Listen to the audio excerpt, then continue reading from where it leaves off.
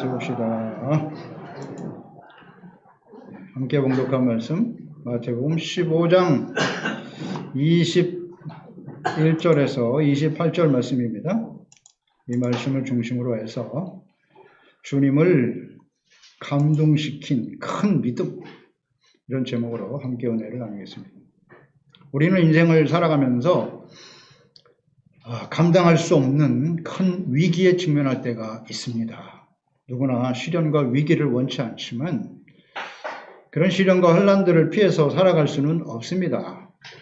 우리가 스스로 만들어내는 부분도 있고 예기치 않게 일어나는 천재지변과 같은 그런 시련들도 있습니다.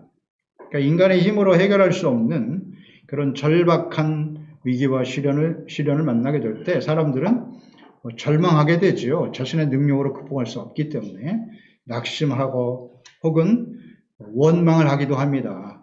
자신의 잘못을 돌이켜보기보다는 누구 때문에 상황이 어때서 이렇게 원망불평하는 것이 일반적인 사람들의 모습인데요. 우리 그리스도인들은 하나님을 깊이 만나는 기회가 되어야 할 것이고 오히려 이런 시련과 혼란이 놀라운 주님의 기적을 체험하는 기회가 되기도 합니다. 하나님께서는 이렇게 종종 자녀들에게 감당할 수 없는 시련을 만나게 하심으로써 믿음을 테스트하시기도 하고 더욱더 연단되어지는 성숙한 믿음으로 만들어 주시기도 합니다. 믿음의 조상이었던 아브라함 역시 그 아들 이삭을 모리아 산의 제단에 번제로 드려라 하는 시험을 만났습니다만은 자식을 죽여야 하는 감당할 수 없는 시련과 위기를 만났지만 이 아브라함은 조금도 주저하지 않고 그 아들을 제단에 바치죠. 어떻게 그럴 수 있었을까?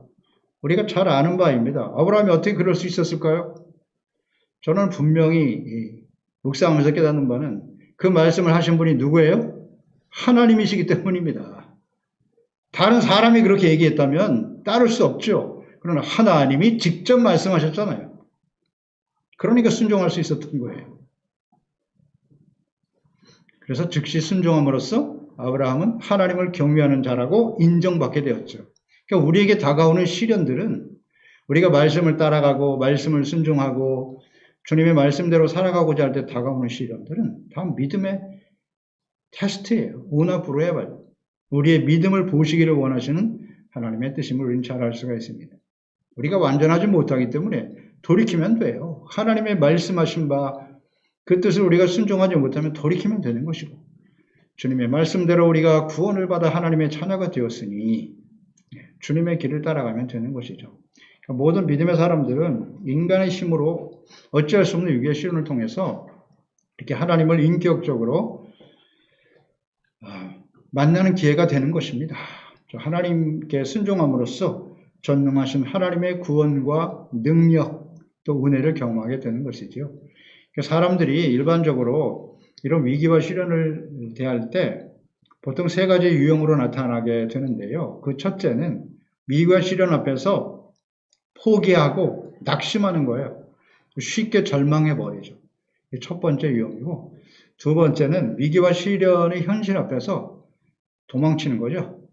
도피하고 숨어버리려고 하는 이렇게 반응하기도 하고요. 세 번째 유형은 그 위기 앞에서 도전하죠. 극복하기 위해서 최선을 다하는데 그것 또한 사람의 능력으로 해결하기 위해서 노력하다 보면 더 큰 절망에 빠지기도 합니다만 우리 그리스도인들은 하나님께 믿음을 가지고 우리의 믿음을 새롭게 하고 자신의 연약함을 하나님께 고백하고 인정하고 겸손하게 하나님을 믿고 의지하며 기도하며 하나님의 믿음을 새롭게 한 하나님 앞에서 믿음을 더욱더 견고하게 하고 성숙해지는 그런 기회로 만들어가게 되는 것이죠. 우리가 인생에서 경험하는 위기와 시련 중 가장 감당하기 어려운 시련과 위기가 무엇이뇨? 가족입니다. 가정에 일어나는 시련들이에요. 특히 사랑하는 자녀들에게 일어나는 시련 정말 견디기 어렵죠. 오늘 본문 말씀에 보면 흉악하게 귀신 들린 딸을 둔 가난한 여자가 있었습니다. 그가 예수님께 나왔어요. 예수님께 간청하면서 그 딸이 고침을 받는 일이 기록되어 있습니다. 사랑하는 딸이 흉악한 귀신에 들려 고통받는 감당할 수 없는 시련이죠. 그 부모 입장에서는. 이 여인은 예수님께로부터 여자여 내 믿음이 크도다 이렇게 칭찬을 받았습니다. 위기를 만났을 때 시련 가운데 예수님을 만나고 예수님께부터 칭찬을 받았다. 딸도 고침받고 놀라운 은혜를 받았습니다. 예수님의 제자 베드로 그가 풍랑을 만났을 때 예수님을 알아보았죠. 그래서 나도 예수님 오라 하시면 그 무리로 걷게 하소서 주님이 오라는 말씀 앞에 뛰어내렸죠. 담대한 믿음으로 뛰어내렸습니다만 얼마 가지 못해서 물속에 빠져가고 말았어요. 그때 예수님이 그의 손을 잡아 건져주시면서 하신 말씀이 예수께서 즉시 손을 내밀어 그를 붙잡으시며 이르시되 믿음이 작은 자여 왜 의심하였느냐. 예수님의 제자 베드로도 예수님 앞에서 믿음이 작은 자라고 왜 의심했냐고 책망을 들었는데 이 여자는 가난한 여자, 이방 여자입니다. 그런데 이 여자가 예수님 앞에 큰 믿음을 가졌다고 칭찬을 받았어요. 이 위기를 만난 이방 여인이 어떻게 예수님께로부터 이렇게 칭찬을 받을 수 있었는가? 이 여인이 가지고 있었던 큰 믿음이란 과연 어떤 믿음일까요? 첫째는 예수님께서 그리스도이심을 알고 자비와 긍휼을 구하는 겸손한 믿음을 가진 사람이었다는 거예요. 예수님을 알았어요. 그리고 겸손했다. 21절, 22절이죠. 예수께서 거기서 나아가서 두로와 시돈 지방으로 들어가셨다. 가난한 여자 하나가 그 지경에서 나와서 소리질러 이르되 주 다윗의 자손이요 나를 불쌍히 여기소서 내 딸이 흉악하게 귀신 들렸나이다. 예수께서 두로와 시돈 지방에 가셨다. 이 두로는 지중해 연안에 위치한 해상무역의 중심지죠. 북부 지역입니다. 이스라엘의 북부 지역, 지중해 연안인데 이곳에는 이방인들이 많이 거주하는 지역이 되었어요. 그래서 예수님 당시에 이 두로와 시돈은 거의 이방 땅이죠. 이 두 도시가 패역한, 사악한 도시의 대명사로 여겨졌습니다. 그 마태복음 11장 21절 22절에서 우리가 보았는데요. 화 있을진저 고라시나 화 있을진저 베스에다야 너희에게 행한 모든 권능을 두로와 시돈에서 행하였더라면 그들이 벌써 베옷을 입고 제에 앉아 회개하였으리라. 내가 너에게 이르노니 심판날에 두로와 시돈이 너희보다 견디기 쉬우리라. 예수님께서 많은 기사와 이적을 행하신 가장 많은 은혜를 받은 고라신과 베세다 예수님의 주 사역지셨죠. 그런데 그들이 회개하고 돌이키지 않았다는 거예요. 너희에게 행한 이 기사와 이적을 두로와 시돈에서 행했다면 그들은 벌써 회개하고 구원받았을걸? 두로와 시돈이 그 당시 예수님 당시에 패역한 도시였다는 거예요. 이방인의 도시고 패역한 도시였다고 예수님께서도 인정하고 계시죠.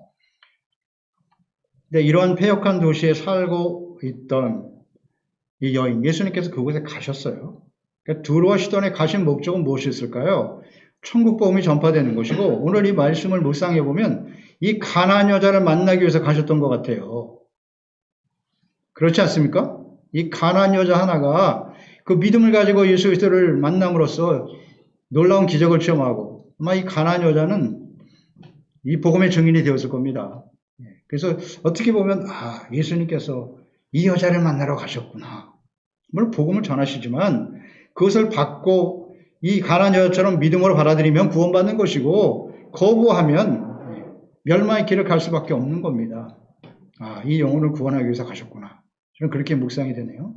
그러니까 이 가난한 여자 하나가 나와서 예수님께 간청하게 되는데 이 가난한 여자는 누구냐? 마가복음 7장 26절이에요. 동행절에 보면 그 여자는 헬라인이요 수로보닉의 족속이라 자기 딸에게 귀신 쫓아내 주시기를 간구하거늘 그랬어요. 그러니까 마가복음에는 이 가난한 여자가 헬라인이라고 되어 있네요. 헬라 여자. 수로보닉의 족속이다. 그러니까 두로와 시돈, 그 당시에 두로와 시돈에는 헬라 사람들이 많이 거주하여 있었다는 거죠. 거주하고 있었다. 그러니까 유대인이 아닌 이방인들을 헬라인으로 여긴 것이죠. 수로보니게라고 하는 뜻은 시리아에 있는 베니게라는 뜻이거든요. 그러니까 시리아 사람이라고 봐야 되겠죠. 시리아에 속한. 헬라인 여자, 가나안 여자. 그래서 이 마태는 그걸 그냥 가나안 여자다 이렇게 말했던 거죠. 그러니까 두로와 시돈에 거주하던 이방인들을 유대인들은 가나안 사람이다 이렇게 불러버렸어요. 가나안 사람이다. 이방인들이다. 상종해서는 안 될 이방인들이다. 가나안 사람이야. 이렇게 불렀던 것이죠. 그러니까 이방 여인이 예수님께 나와서 예수님을 부르는데 그 예수님의 호칭이 주 다윗의 자손이여 이렇게 고백했네요. 소리쳤어요. 주 다윗의 자손이다. 그러니까 예수님을 주님이라고 고백하고 있어요. 그리고 예수님이 다윗의 자손이라고 고백하고 있습니다.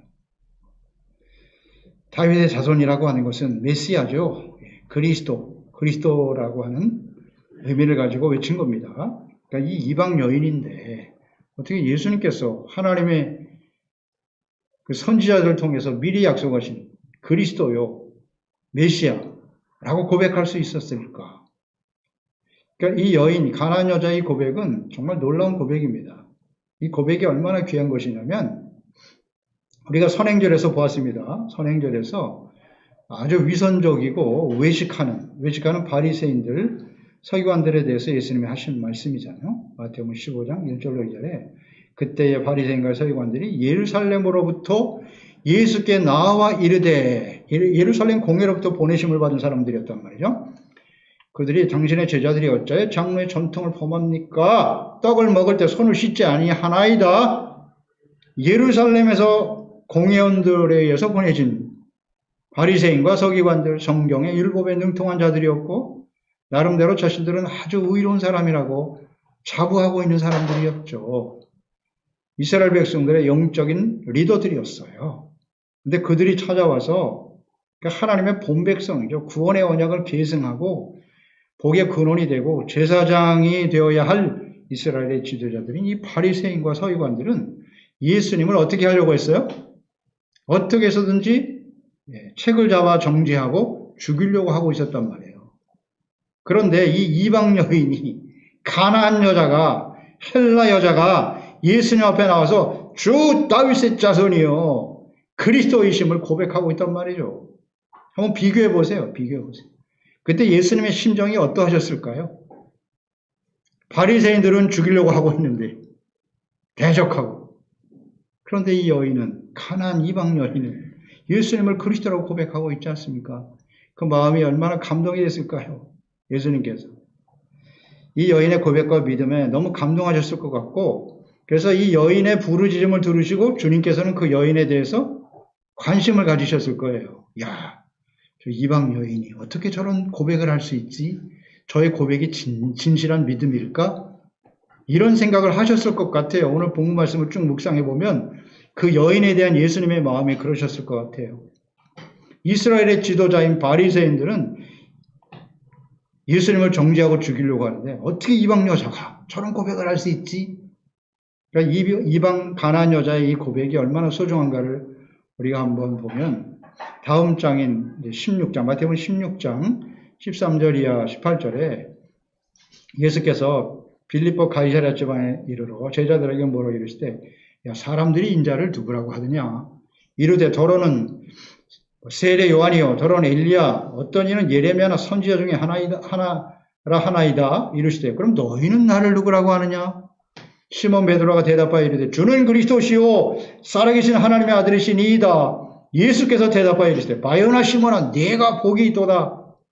예수께서 대답하여 이르시되 복이 있다고 말씀하시면서 이는 혈육이 아니요 하늘에 계신 내 아버지가 이것을 알게 하셨다고 말씀하셨어요. 그러니까 이 예수님의 제자 베드로, 그러니까 다른 제자들도 이에 대한 대답을 제대로 못하고 있었어요. 그 당시에 많은 유대인들은 예수님을 그저 세례 요한이 죽었다 살아났나? 무슨 선지자 중에 하나인가? 이 정도밖에 몰랐단 말이에요, 예수님을. 근데 예수님의 제자들에게 또 물으신 거 아니에요? 그럼 너희는 나를 누구라고 하니? 그 중에 대답한 사람 딱 한 사람 베드로. 그 베드로가 예수는 주는 그리스도시요 살아계신 하나님의 아들이십니다. 이 고백을 했는데 예수님께서 복이 있다고 말씀하시면서 시몬이 하는 그 말도 내가 똑똑해서 한 말이 아니라 내 아버지께서 너에게 그와 같은 은혜를 주셨기 때문에 그런 고백을 할 수 있었다고 16장에서 보게 되는데 이 15장의 이방 여인하고 비교해 보세요. 이 가난한 여자. 이 가난한 여자가 예수님을 주 다윗의 자손이라고 고백한다고 하는 것이 얼마나 놀라운 일인가요?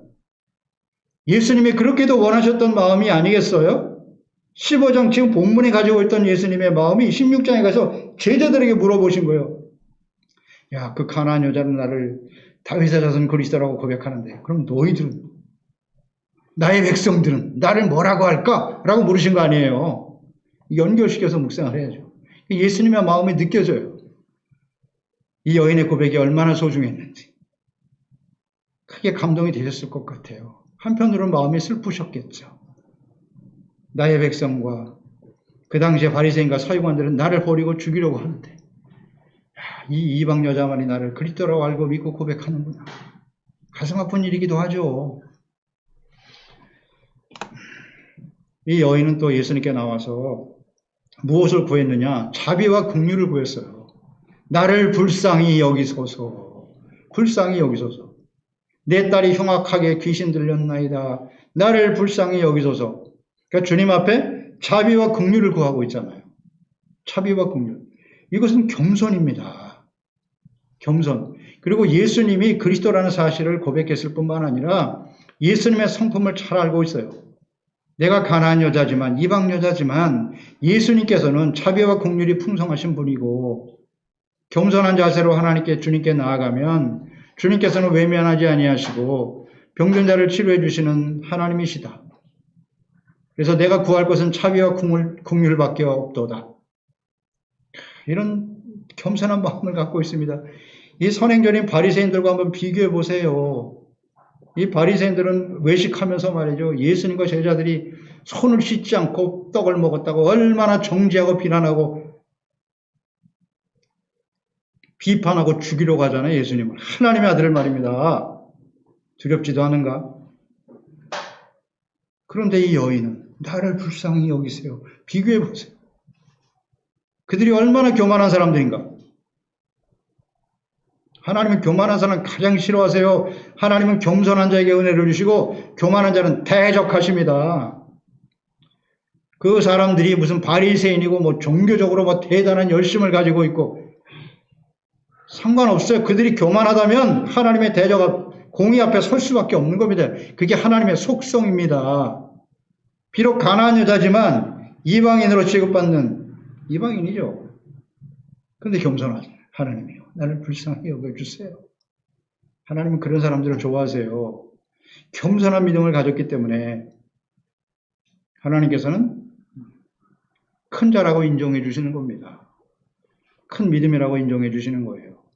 야고보서 4장 6절 그러나 더욱 큰 은혜를 주시나니 그러므로 일렀을 때 하나님이 교만한 자를 물리치시고 겸손한 자에게 은혜를 주신다 하였느니라. 아멘입니다.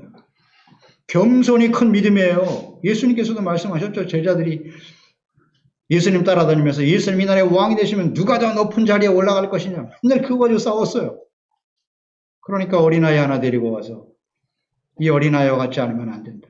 자기를 낮추는 자가 높은 자라고 섬기는 자가 되라고 여러 번 가르쳐 주셨잖아요. 겸손이 큰 거예요. 하나님 앞에 겸손할 수 있는 사람이 큰 믿음을 가진 사람입니다. 이걸 배워야 돼요. 계속 묵상되는 것이지만 우리가 처음 예수 믿을 때 겸손했잖아요. 하나님 앞에. 내가 얼마나 심각한 죄인인가를 알았기 때문에. 그런데 신앙의 연륜이 쌓이면 쌓일수록 어떻게 해요? 점점 교만해지는 거예요. 바리새인처럼 되는 겁니다. 하나님의 말씀을 들으면서도 그게 나에게 주시는 말씀이 아니라 다른 사람에게 그 말씀 가지고 다른 사람 정죄하고 있어. 다른 사람 비판하고 있다고. 이게 오늘 이 시대의 문제예요.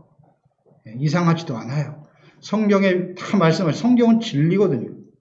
예수님의 당시에만 해당이 되는 말씀일까요? 아니요. 오늘 이 시대에 바리새인들은 목사들 아니겠어요? 목사 재직들 교권주의에 사로잡혀서 말이죠.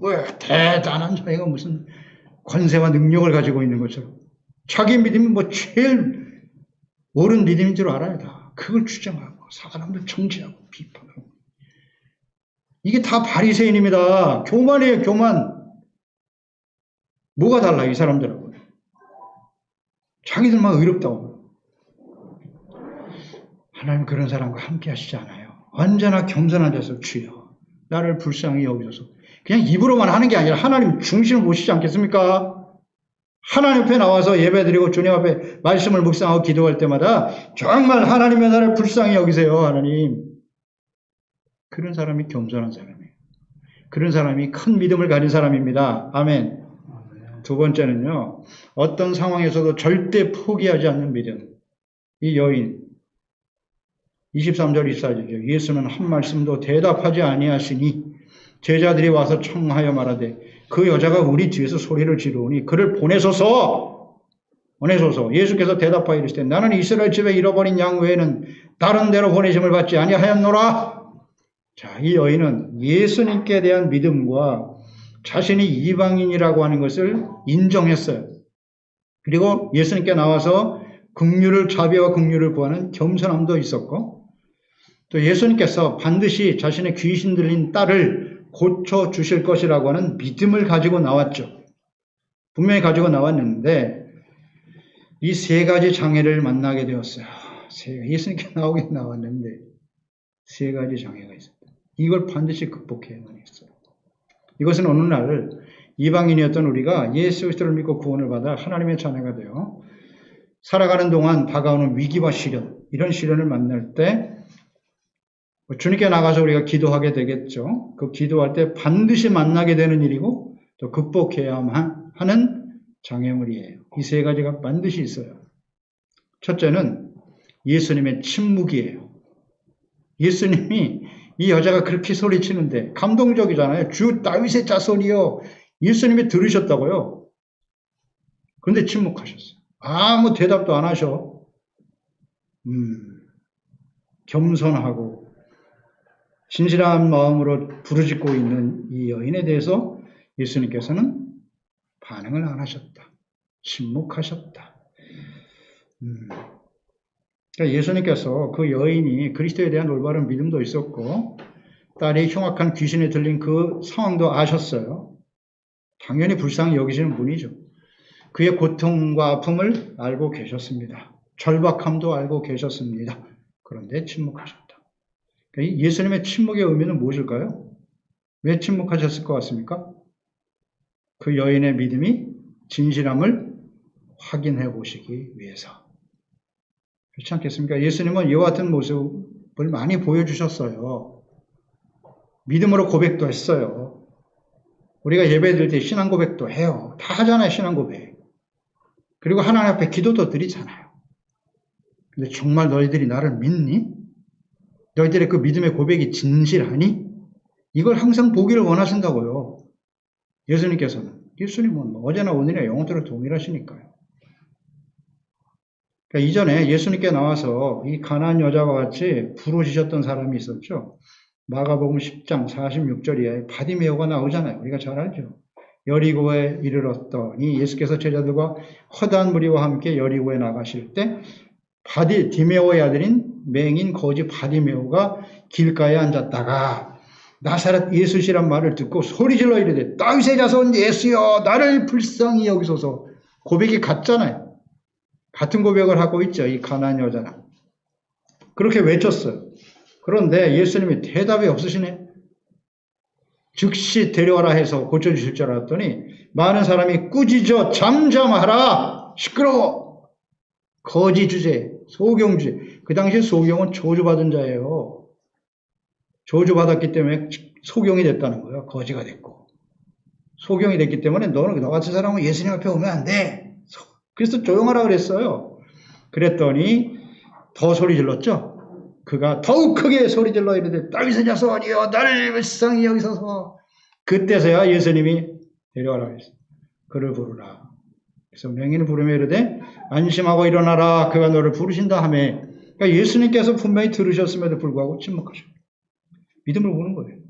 거기서 포기하고 돌아갔으면 그걸로 끝. 이게 무슨 의미인지를 알아야 돼요. 왜 예수님이 그렇게 하시지? 너의 그 믿음의 고백이 사실이니? 진실이야? 나를 믿어? 내가 너에게 무엇 해주기를 원하냐? 이렇게 물으시는 장면도 나오잖아요. 두 맹인 소경들을 만났을 때. 보기를 원하나이다. 그러면 내가 그 일을 할 것을 믿니? 항상 물어보세요. 그런 믿음을 가지고 있는지를 확인하신다고요? 그 다음에 역사하시는 거예요. 이게 예수님이세요. 지금 우리의 예수님도 마찬가지예요. 우리에게. 그와 같은 모습으로 우리의 믿음을 점검해 보신다. 확인해 보기를 원하세요. 사람이 봐도 그의 고백이 거짓이라는 것을 다 아는데 사람이 봐도 보이잖아요. 그가 뭐 겉으로는 하나님을 잘 믿는 것 같고 뭐 열심히 신앙생활하고 대단한 믿음을 가진 사람인 것처럼 보이지만 실상은 아니라는 거 사람도 보면 다 알잖아요. 그의 믿음의 고백과 삶이 다르다는 것은. 예수님은 이걸 확인하시는 거예요. 언제나 잊지 말아야 합니다.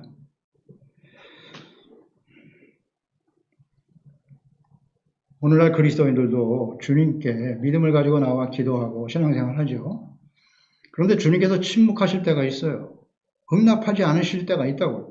그렇게 열심히 기도하고 막 새벽을 깨우고 금식을 하고 막 작정 기도를 했는데 하나님 응답 안 하셔. 침묵하고 계세요. 그때 우리는 어떻게 해야 할까요? 어떤 반응을 보이나요? 그런 상황이 벌어져도 포기하지 말고 인내하며 지속적으로 주님께 나아가야 합니다. 이 침묵을 극복해야 돼요. 예수님께서 침묵하시고 노 하시는 것도 응답이에요. 아, 하나님이 나에게 믿음을 보려고 하시는구나. 성경을 통해서 깨달아야죠. 두 번째 극복해야 될 일은 뭐였냐면 무시와 거부예요. 무시와 거부당하는 일. 23절에 예수는 한 말씀도 대답하지 아니하시니 제자들이 와서 청하여 말하되 그 여자가 우리 뒤에서 소리지르오니 그를 보내소서. 그러니까 이 제자들이 들었단 말이에요. 그 여인의 부르짖음을. 가난한 여자가 자꾸 소리치고 따라오니까 예수님께 나오는 것을 제자들은 어떤 생각을 가졌을까요? 이 가난한 여자가 예수님 앞에 나오는 것을 탐탁치 않게 여겼을 것이다. 뭐 이거 추측할 수 있는 거잖아요. 자기들은 유대인인데 두로와 시돈 땅에 가는 것도 사실 원치 않았어요. 제자들은. 유대인들은 이방인들이 사는 곳에 잘 가기 싫어하거든요. 근데 예수님이 가시니까 따라가는 거예요. 어쩔 수 없이. 따라갔는데 막 이방 여자가 와서 소리치고 하니까 아 주여 저 가난한 여자가 자꾸 따라오는데 보내버리시죠. 이렇게 지금 말하고 있는 거예요. 제자들이. 귀찮다는 거예요. 귀찮다는 거예요. 또한 보내소서라는 의미 속에는 저 여자가 자꾸 따라와서 귀찮게 구니 예수님 안 된다고 거절을 하시거나 아니면 고쳐서 보내시거나 빨리 좀 어떻게 해보시죠. 이런 의도로 제자들이 지금 말하고 있는 것입니다. 귀찮다는 거예요. 그래서 이 여인은 이 제자들로부터 예수님께 나아가지 못하도록 지금 제지를 당하고 있는 겁니다. 예수님과 제자들을 귀찮게 하는 존재라는 거예요. 이 여자가. 귀찮은 존재다. 그래서 제지를 당했던 것이죠. 그러니까 바디메오도 역시 마찬가지였어요. 마가복음 10장 48절에 예수님께 소리쳤더니 예수님은 반응도 안 하시고 많은 사람들이 꾸짖어 잠잠하라고 시끄럽다고 소리치지 않습니까? 그때 포기하지 않고 더욱 크게 소리질러 이르되 다윗의 자손이여 나를 불쌍히 여기소서. 그래서 예수를 만났거든요. 그러니까 예수님께 나가서 은혜를 받는 일, 때로는 이렇게 무시와 거부당하는 상황을 만나게 돼요. 이걸 반드시 극복해야 돼요. 우리도 다 경험한 바이죠? 우리가 교회 나와서 신앙생활합니다. 함께 신앙생활하는데 내가 가진 거 없다고, 좀 뭐 실력이 없고 능력이 없다고 사람들로부터 무시를 당하잖아요. 귀찮은 존재처럼 귀찮은 존재로 나를 여기잖아요. 그럴 때 우리는 어떻게 반응하죠? 견딜 수 없죠. 정말 견디기 어렵습니다. 무슨 교회가 이래? 사람들이 사랑이 있니 없니? 나를 무시했다는 거예요. 이건 반드시 극복해야 돼요. 왜? 교회 안에 있는 사람들이 다 완전합니까? 완전하지 않아요. 온전한 사람은 아무도 없죠. 다 하나님 앞에 자비와 긍휼이 필요한 사람들이기 때문에 모였지 않습니까? 근데 그런 사람들과의 관계 속에서 때로는 이렇게 무시를 당할 수, 이 제자들처럼 예수님이 제자들이 이러고 있잖아요. 귀찮다고. 너 같은 사람 교회 안 나왔으면 좋겠어. 이런 말을 들어봐. 그럼 어떻게 할 것 같습니까? 이 여인과 한번 이렇게 연결해서 묵상을 보세요. 나에게 적용을 시켜보시라고. 내가 이런 취급을 당했다면 어떻게 할 것 같습니까? 당장 떠나죠. 당장 떠날걸요. 그러니까 이 여인의 믿음이 큰 믿음이라는 겁니다. 그렇게 무시를 당하고 귀찮은 존재를 여기고 그랬는데도 예수님 떠나질 않잖아요. 그 자리에서 주여 나를 불쌍히 여기소서. 그런데 예수님께서 거기다 한술 더 뜨셨어요. 24절에 예수께서 대답하여 이르시되 나는 이스라엘 집에 잃어버린 양 외에는 다른 데로 보내심을 받지 않았어. 그러니까 예수님이 이스라엘 유대인들만 구원하시겠다는 거예요. 너 같은 이방인을 구원하러 오신 것이 아니야. 와, 이게 결정적이네요. 예수께서 이 이방 여인에 대해서 나는 이스라엘 집에 잃어버린 양을 외에는 다른 데로 보내심을 받지 않았어. 그럼 여기 왜 오셨어요? 들어오시기 전에 왜 오셨어요? 예루살렘에나 계시지? 이렇게 생각할 수도 있잖아요. 예수님이 이 말을 만약에 오해한다면, 잘못 받아들인다면 말이죠. 근데 예수님께서 정말 이방인들을 이렇게 무시하고 멸시하기 위해서 오셨나요? 그렇지 않죠. 이 예수님에 대해서 바른 이해가 있어야 돼요. 이방인들은 상대할 수 없다고 당시 유대인들은 그런 생각을 가지고 있었어요. 그래서 이 여인이 이방인을 차별하는 것처럼 유대인과 이방인을 차별하시는 것처럼 말씀하셨단 말이에요. 결정타죠. 이렇게 되면 예수님 따라오겠습니까? 100 중에 거의 100이라고 봐야죠. 다 예수님 떠날 거예요. 사람을 무시하고 차별해? 교회 안에서 차별을 당한다고 생각해 보세요. 그걸 어떻게 견디겠습니까? 그래서 큰 믿음이라는 거예요, 이 여인이. 근데 예수님이 이런 말씀을 직접 하셨으니, 우리가 또 말씀 듣다가 시험 듣지 않습니까? 말씀 듣다가 시험 들어. 그런 사람 많죠. 예수님이 직접 말씀하셨다니까. 그럼 그 말씀하신 의도가 뭐지? 이걸 생각해야죠. 왜 예수님께서, 하나님께서 이런 말씀을 하셨지? 생각을 해야 되죠. 예수님 유대인만을 구원하시기 위해서 오셨나요? 그 의미입니까? 이방인들은 구원하지 않겠다는 뜻인가요? 아니죠. 이 하나님의 말씀을 잘 이해하는 것이 그래서 중요해요. 성경 말씀을 전체적으로 이해해야 합니다. 예수님께서 주신 마지막 명령과 사명이 무엇이었습니까? 예수님 마지막 부활 승천하시면서 남기신 말씀 마태복음 28장 19절 20절 그러므로 너희는 가서 모든 족속입니다. 제자를 삼아 아버지와 아들과 성령의 이름으로 세례를 베풀고 내가 너에게 분부한 모든 것을 가르쳐 지키게 하라. 마가복음 16장 15절이잖아요. 또 이르시되 너희는 온 천하에 다니며 만민에게 복음을 전파하라. 만민입니다. 예수님께서는 하나님 예수님을 보내신 것은 유대인들만이 아니라 이 세상의 모든 사람들이 진리를 알고 예수를 믿어 구원받기를 원하시는 거죠. 아멘. 이 예수님을 알면 여기서 시험 들 이유가 없어요. 어떻습니까, 여러분? 예수를 모르기 때문에 시험 드는 거예요. 하나님의 뜻이 무엇인지를 모르기 때문에 흔들리는 거예요. 그러니 이 가난한 여자 묵상하면서 감탄하게 돼요. 이 대단한 믿음이다.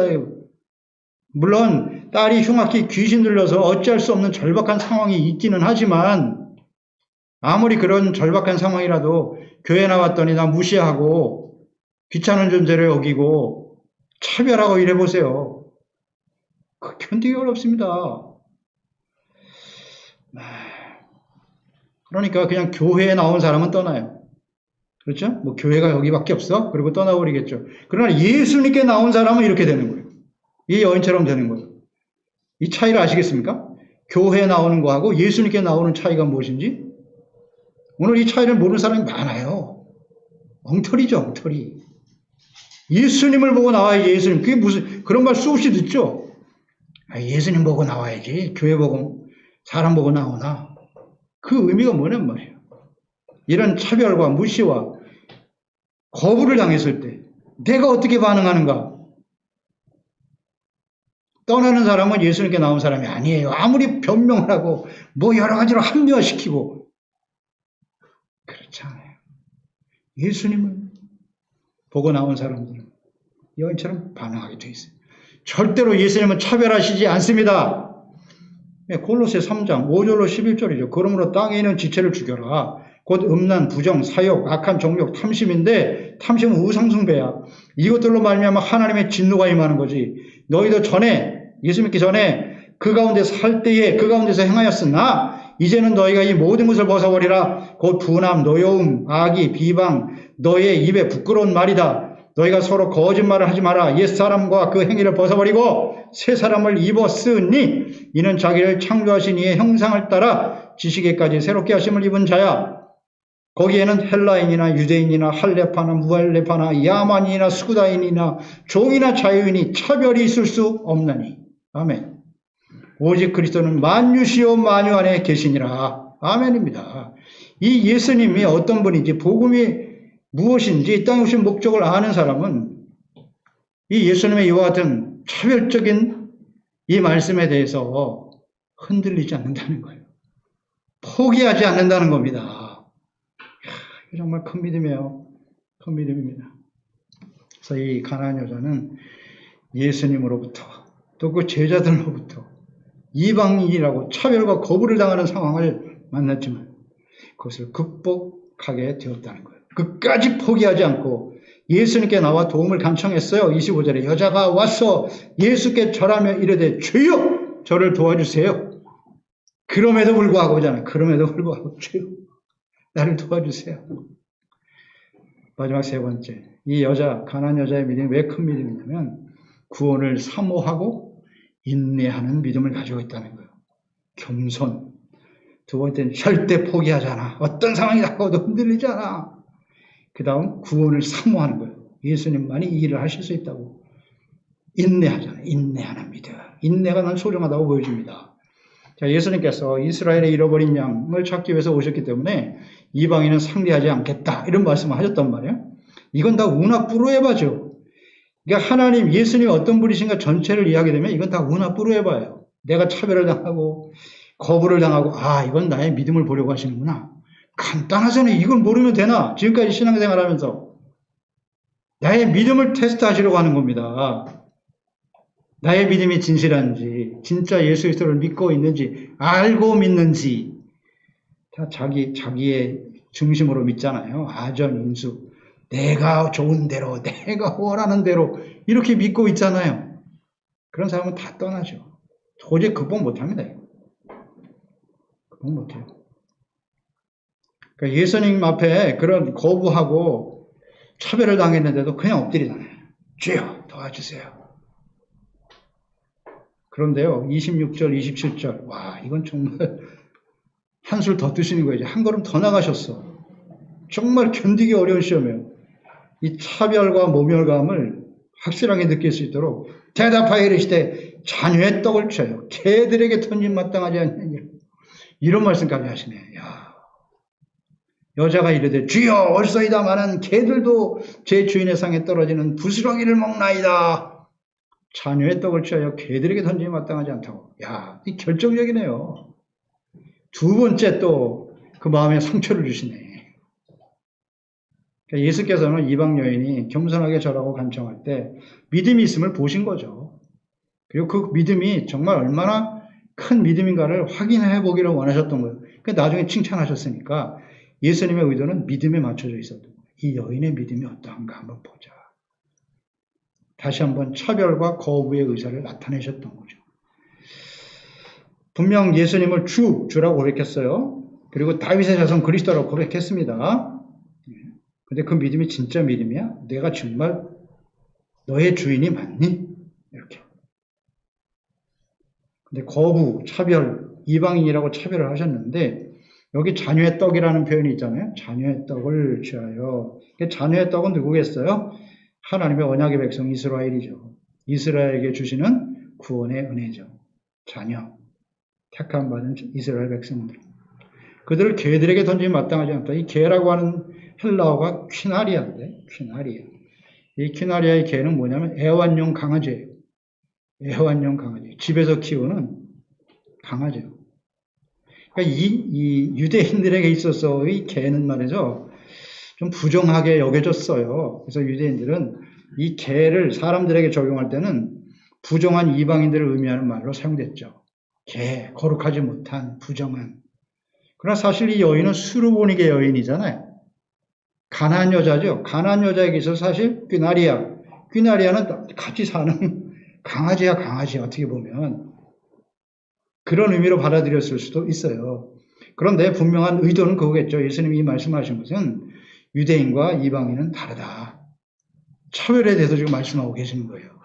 근본적인 의미는 이방인에게 구원의 은혜를 주시지 않겠다라는 그런 뉘앙스를 가지고 말씀을 하신 것이라고 봐야 되죠. 이것은 곧 이 여인의 믿음을 확인하시기 위한 의도였다. 자, 여기서 우리는 하나 묵상해 볼 필요가 있어요. 이 여인이 예수님께 나왔어요. 그리고 흉악히 귀신 들린 딸을 치료받는 구원을 사모하는 거잖아요. 구원을 받기 위해서 나왔는데 우리는 어떻게 구원받을 수 있을까? 끊임없이 묵상되는 질문이잖아요. 어떻게 구원을 받을 수 있죠? 두 가지밖에 없어요. 하나는 회개, 그 다음에 믿음이에요. 회개가 없이는 구원받을 수 없어요. 그런데 이 여자는 예수님께서 이방 여인이기 때문에 이방 여자들은 율법을 알지 못하고 죄 가운데 태어나서 죄 가운데 살았잖아요. 그런 존재라고 딱 말씀하신 거예요. 지금 예수님께서. 그 말씀을 딱 듣고 저는 이방인입니다. 개같이 여기 책임을 받아도 마땅한 사람이에요. 이게 겸손 아닙니까? 겸손이 회개입니다. 겸손이 회개예요. 겸손이란 무엇이라고요? 하나님 앞에서 자신의 실체를 있는 그대로 인정하고 고백하는 거죠. 이게 겸손이고 회개입니다. 겸손, 회개 같은 말이에요. 교만한 사람은 절대 회개 안 합니다. 겸손한 자가 회개하는 거예요. 내가 잘못했습니다. 저는 이방인이에요. 주님께서 그렇게 무시하셔도 저는 할 말이 없는 사람입니다. 그런 마음 아닙니까? 이런 겸손, 그 다음에 믿음이에요. 예수님만이 나를 구원하실 수 있고 나의 딸을 고쳐주실 수 있고 거기에 대한 믿음이잖아요. 예수님은 그리스도 하나님이시기 때문에 자비와 긍휼을 가지고 계시기 때문에 겸손히 회개하고 나가는 자는 받아주시고 용서해 주시고 구원해 주신다는 믿음. 아멘. 딱 있네요. 이 가난한 여자는 두 가지 다 갖고 있네요. 회개, 믿음. 대부분 이런 가난한 여자 같은 상황을 만나면요. 입술로는 주여 하고 믿는다고 고백하지만 다 떠난다. 그건 진짜 믿음이 아니라는 거죠. 저는 그게 묵상이 돼요. 27절에 여자가 이르되 주여 올소이다. 이거 인정하는 거잖아요. 나는 그런 사람이에요. 그러나 개들도 제 주인의 상에서 떨어지는 부스러기를 먹지 않습니까? 놀라운 고백이에요. 두 번씩이나 거부 의사를 보였잖아요. 예수님께서 두 번씩이나. 그럼에도 불구하고 옳습니다. 나는 그런 사람이에요. 이게 진짜 겸손이구나. 이게 정말 구원에 이르는 회개와 믿음이란 이런 것이구나. 이런 것이구나. 묵상이 되네요. 놀라운 고백이죠.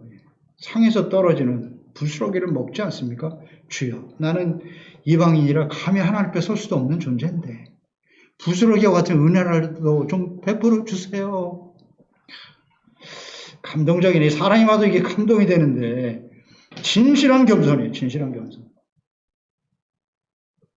자신을 부정한 죄인이라고 인정하고 고백하지 않으면 누구도 구원에 이를 수 없습니다. 아멘. 한번 생각해 보세요. 우리가 예수를 믿고 구원받았다고 하고 예수님을 주님이라고 고백하고 믿습니다라고 외칩니다만 이 여인과 같은 방해와 시련을 만나게 될 때 거부를 당할 때 우리는 어떻게 반응하나요? 진짜 믿음이라는 게 뭐예요? 우리가 믿음이 없으면 구원받을 수 없는 것인데 이 가난한 여자의 믿음이 구원에 이르는 믿음 아닐까요? 다 이런저런 핑계를 대고 떠나버리잖아요. 그런 예수 믿지 않겠다는 거잖아요. 그런 교회 필요 없다는 거잖아요. 무엇으로 함정시키려고 합니까? 이 여인의 믿음 앞에서 주님의 말씀이 오십니다. 나는 그렇게 취급을 받아도 마땅한 사람이에요. 사도 바울 같은 사람도 내가 죄인 중에 괴세라고 하는데 우리가 뭐 그렇게 대단한 사람이라고. 참 쉽지 않아요. 저 자신은 부정한 이방인이다. 구원에 참여할 수 없는 존재다. 맞습니다. 그러나 걔들이 주인의 상에서 떨어지는 부스러기를 먹는 것처럼 나에게 그 부스러기 같은 은혜를 주세요. 그렇습니다. 믿음을 가지고 나오지만 반대와 차별, 거부, 부딪힐 때 가난한 여인은 끝까지 겸손했고요. 두 번씩이나 주님께서 테스트하신 거 아니에요? 믿음의 시련이죠. 이 믿음의 시련을 인내함으로 흔들리지 않는 믿음을 가지고 예수님께 나갔다. 이게 큰 믿음이고. 그래서 예수님 칭찬하시잖아요. 28절에. 이 상황을 다 보고 계시는 거예요. 예수님의 마음이 느껴지시죠? 이 말씀에 나타난 이 여인에 대한 주님의 마음이 어떠하신지.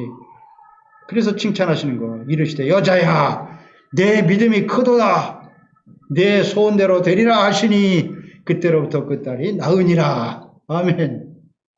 중도에 가버렸으면 그걸로 끝이에요. 그걸 하나님 예수님이 보고 계시잖아요.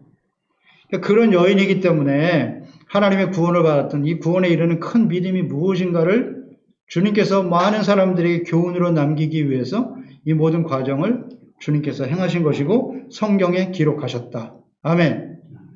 뜻을 알아야죠. 왜 기록되어 있나? 왜 그렇게 두 번씩이나 차별을 하시는 것처럼 예수님 그렇게 대하시는 사람들을. 의도를 알면 돼. 예수님의 진정한 의미가 무엇인가 알면 되지. 믿음이 크도다. 그래서 우나부르에바인 겁니다. 늘 강조해야 됩니다. 우리 그리스도인의 삶은 언제나 우나부르에바예요. 이 부르에바를 우리가 땐따시온을 만들 것인가 진정한 부르에바가 되게 할 것인가는 우리의 태도에 달렸다. 아멘. 원망 불평하고 이러면 땐따시온 되는 겁니다. 바로 사탄에게 지배당하고 마는 거예요. 그런데 이런 상황이 다가와도 이 가나안 여자처럼 믿음의 시련, 할렐루야, 하나님이여 나를 불쌍히 여기소서 겸손한 자세로 어떤 상황에서 포기하지 않고 나는 그래도 주님을 떠날 수 없어요. 주님만이 나의 구원이십니다, 아버지. 이런 사람이 돼야죠. 그럴 때 하나님 앞에 칭찬받는 사람들이 되지 않겠습니까? 그래서 이 가나안 여자는 큰 믿음이와 칭찬받는데 큰 믿음은 마지막으로 정리를 해보죠. 예수님을 바르게 알고 있었다는 거예요. 주님으로, 그 다음에 다윗의 자손 그리스도로. 이건 입술만이 아니라 그가 차별을 당하고 때로는 무시와 거부를 당하고 오멸감을 느끼는 상황 속에서도 흔들리지 않았다. 포기하지 않았다는 거예요. 그리고 인내했다는 거죠. 겸손하다는 겸손해. 이 겸손이 핵심이에요. 겸손해요. 그것을 하나님이 크게 여기시는 거예요. 겸손한 자를 하나님이 큰 자로 높이시고. 아멘입니다. 이것이 주님의 마음을 감동시키는 거고 주님을 기쁘시게 하는 것입니다. 이와 같은 믿음으로 우리가 인생 마감하는 그날까지입니다. 그날까지. 언제나 우리가 믿음, 주님을 섬기는 것은 과거 완료가 아니에요. 구원은 계속 이루어져가는 과정이라고. 예수님 앞에 섰을 때 완성되는 것이기 때문에 이 구원이 완성된다고 하는 것은 다시 한번 강조드립니다. 우리의 믿음이 계속되는 거예요. 믿음만이 구원에 이룰 수 있어요. 믿음이 없이는 구원에 이룰 수 없다니까요. 그러니까 우리의 믿음이 진짜 믿음인지 이 여인과 비교해 보세요. 우리의 믿음이 얼마나 정말 연약한 믿음인지. 이 믿음이 온전히 이루어져야 하는 거예요. 그래서 여러 가지 시련과 어려움을 만나게 하신다. 우리가 마지막까지 예수님, 이 가나안 여자처럼 예수님께로부터 큰 믿음으로 칭찬받는 종들이 되시기를 축원합니다. 기도하겠습니다. 하나님 아버지 감사합니다. 오늘도 하나님의 말씀을 통해서 이 가나안 여자의 믿음을 주님께서 큰 믿음이라고 칭찬하셨거든요. 그러니까 이 가나안 여자의 이 칭찬받는 믿음은 과거에 이방인 백부장이었었죠. 그 하인의 중부병을 고침받기 위해서 찾아왔다가 예수님 말씀만 하시라고 그때 예수님이 크게 감동하셨죠. 이스라엘 중에도 이만한 믿음을 보지 못했다고 말이죠. 또 고넬료도 있었죠. 백부장 고넬료도 주님께서 크게 이뻐하시고 그 믿음을 귀하게 여기시고 구원과 성령의 은혜를 내려주셨다는 것을 우리는 성경을 통해서 봅니다. 이방인이었지만 그들의 믿음을 하나님이 귀하게 보셨다. 참 가슴 아픈 일이죠. 예수님 앞에 입장에서는 하나님이 택한 본 백성, 언약의 백성들은 예수님을 죽이려고 하고 정죄하려고 달려드는데 이방인들은 이런 진실한 큰 믿음을 가지고 있다니. 예수님의 비애이기도 하셨지만 그러나 이런 믿음을 가진 사람들을 하나님은 기뻐하신다. 주여, 저희들이 이방인 아니겠습니까? 이방인들 중에 이방인이었는데 죄인 중에 괴수였던 저희들을 그리스도 예수 안에서 구원해 주셨습니다. 예수님을 주여 그리스도라고 믿고 있습니다만은 오늘 이 가나안 여자와 같은 믿음을 계속 우리가 유지하고 있는지, 이런 진실한 믿음을 가지고 주님 앞에 나아가고 있는지 다시 한번 점검해 봅니다. 참으로 부끄럽고 정말 하나님 앞에 고개를 들 수 없습니다. 주여 저희들을 불쌍히 여기시고 오늘 우리의 믿음을 새롭게 하여 주시옵소서. 그래서 주님 앞에 서는 그날까지, 주님 오시는 그날까지 믿음을 잘 지켜 승리하는 우리 모든 지체와 가족들이 되게 해주세요. 예수님의 이름으로 기도드립니다. 아멘. 말씀 생각하면서 기도하겠습니다.